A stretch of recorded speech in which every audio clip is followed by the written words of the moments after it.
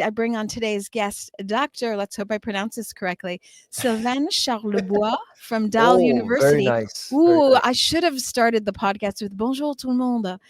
But in fact, no, I have not. Let me ask you then, as you are senior director of the Agri-Food Analytics Lab, and as you say, you're studying what bio-industrials are doing perhaps to the Canadian economy or maybe global trade, and you're also Yep. looking at food innovation around the world. Maybe we'll start with Canada. What shifts are you seeing in food systems transformation specifically, both with food innovation or let's say biotech innovation that's impacting food?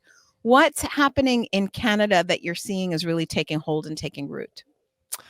Well, I mean, generally speaking, we're still looking at a very active agenda around different cultivars to increase yields. Of course, it's all about yields. It's also about dealing with different climatic conditions, hard conditions, as you know. In different parts of North America, there are areas where there's just no moisture at all, and so obviously there's demand for genetically modified grains or crops that can actually survive very harsh conditions. So there's been a very clear focus on that overall. Of course, when you look at lentils and pulses in general, that is a growing segment as well. So as you know, Canada is one of the largest exporters of pulses in the world.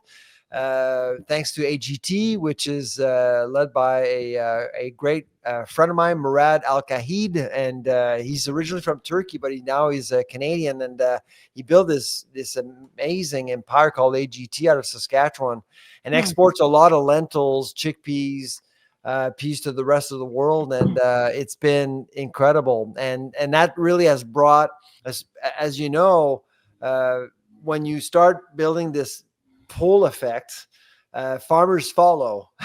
So that's kind of what happened in the prairies in Canada, is where you saw AGT really get more farmers to get into pulses and grow more and rely on these crops to actually make money. And of course, here we are looking at a very democratic sort of protein play. That's how I call it.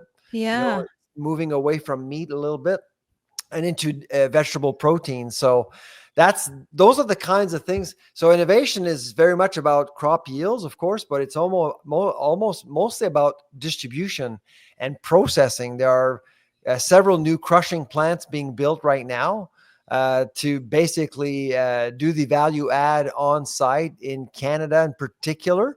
And frankly, I think that's going to help the industry overall.